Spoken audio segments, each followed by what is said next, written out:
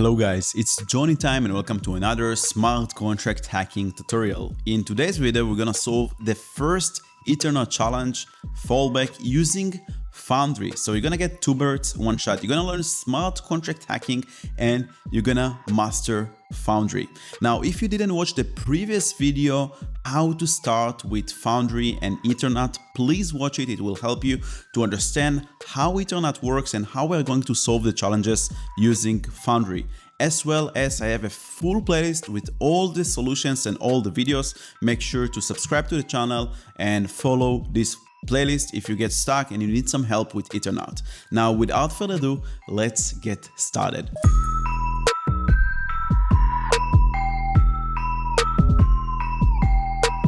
Alright guys, so this is the Fallback challenge, and in this challenge we have two objectives. The first objective is we claim ownership of the contract, and the second one is we need to reduce the balance of the smart contract to 0. And here we have the smart contract. So the first thing I'm going to do is copy it to my local VS Code Foundry framework. So I'm going to mark all the smart contract code over here, then open my VS Code, and inside the SRC folder, I'm gonna create this smart contract. So new file, and then fallback.sol, and I'm going to paste here all the challenge code.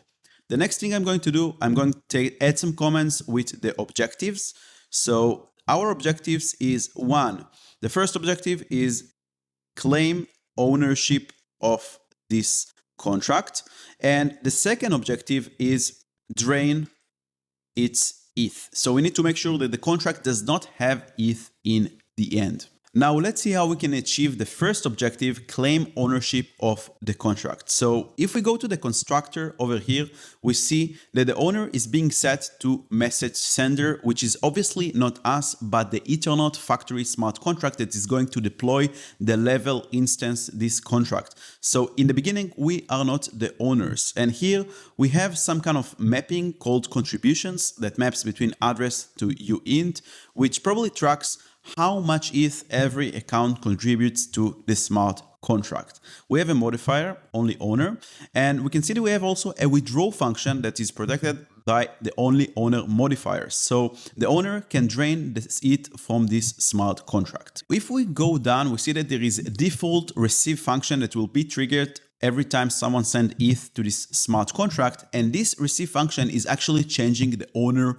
of the smart contract. So we have two prerequisites to successfully change the owner. We have here a require statement. First, we need to trigger this receive function with message value that is greater than 0. So we need to send at least one WE of ETH to this receive function.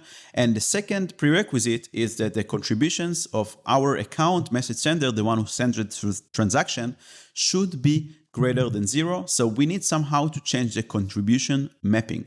We cannot just call the receive because the transaction will be reverted due to this require statement. So how do we change the mapping? We have here the contribute function, and in this contribute function, we need to send less than 0.001 ETH. So we can send just one WE, and then we update basically the contributions mapping. So we just need to call this function with one WE, and this should be enough to make sure that our contribution will be greater than 0. So these are the two prerequisites that we need to do in order to change the owner, which will help us achieve the first objective. The second objective is easier because once we are owners, we can just call the withdraw function to drain the ETH from this contract. Now, before we solve it, I just want to tell you that if you are serious about smart contract hacking, auditing, and security, you should definitely check out the full smart contract hacking course. This course comes with 30 different chapters and more than 50 hands-on exercises that will make sure that you master the skill of smart contract hacking. You're also going to get an official certificate that will help you to showcase your skills and increase your chances in getting a job in the industry. And you will get also access to the best Web3 security community out there, when you can meet other students and professionals, ask questions, and embark on the journey together. To get a special discount, check out the link in the description below. Alright guys, now that we have a plan and we know how we want to hack this smart contract, we want to create a new script file in the script folder, and we'll call it Fallback solution.s.sol.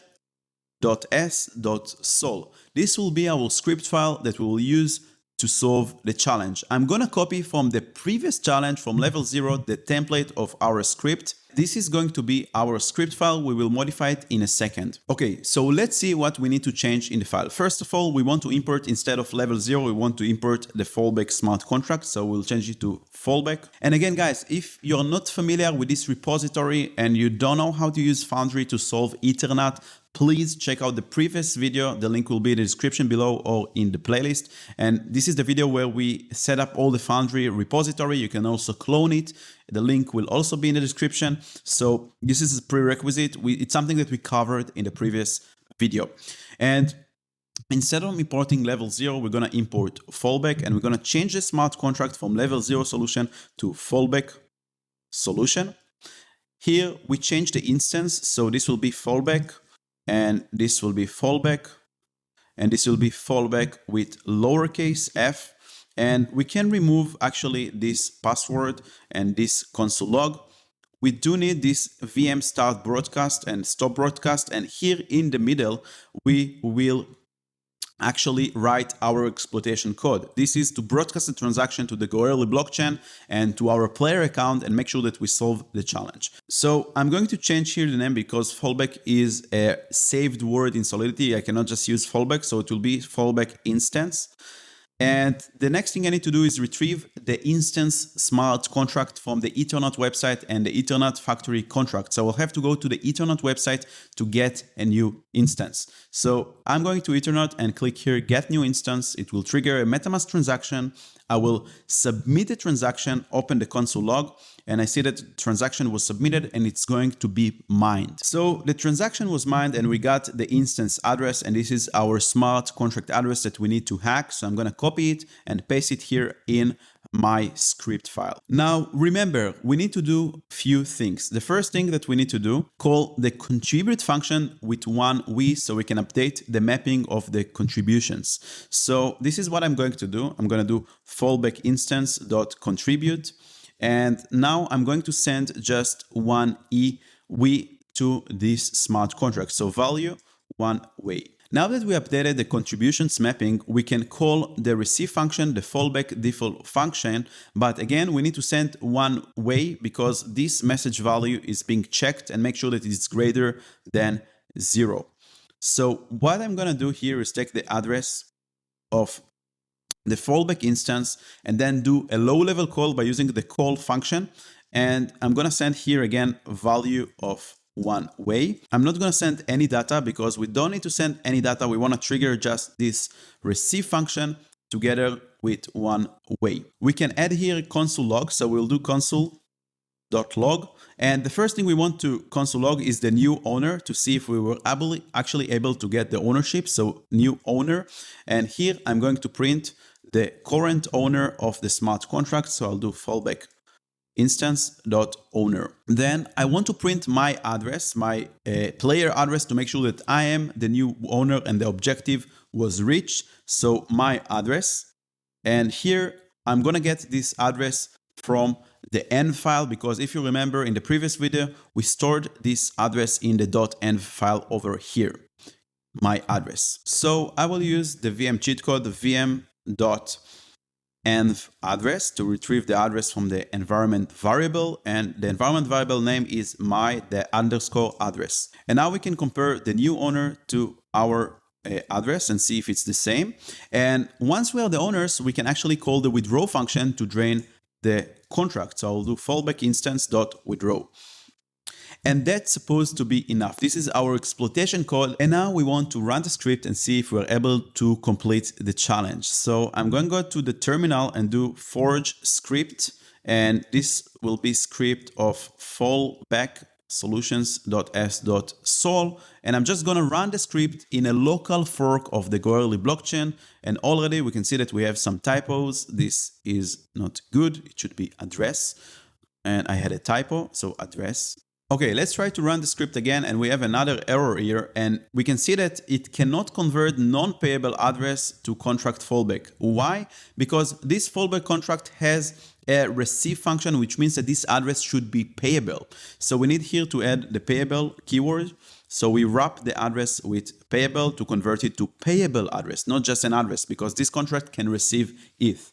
And now we should be good. And let's try to run the script again and see if it works. Beautiful. The simulation was completed, and we can see that the new owner actually matches our address. And this is cool. We can also see how much gas it will take if we broadcast the transaction on the blockchain. You can always use -vvv to get a verbose output and make sure that you see all the information. And now the next thing we want to do is to broadcast this transaction to the Goerli blockchain to submit the challenge. So I'm going to add the broadcast broadcast command. So instead of running it locally in a fork of Goerli, we will broadcast the transaction to the actual Goerli blockchain from our player account.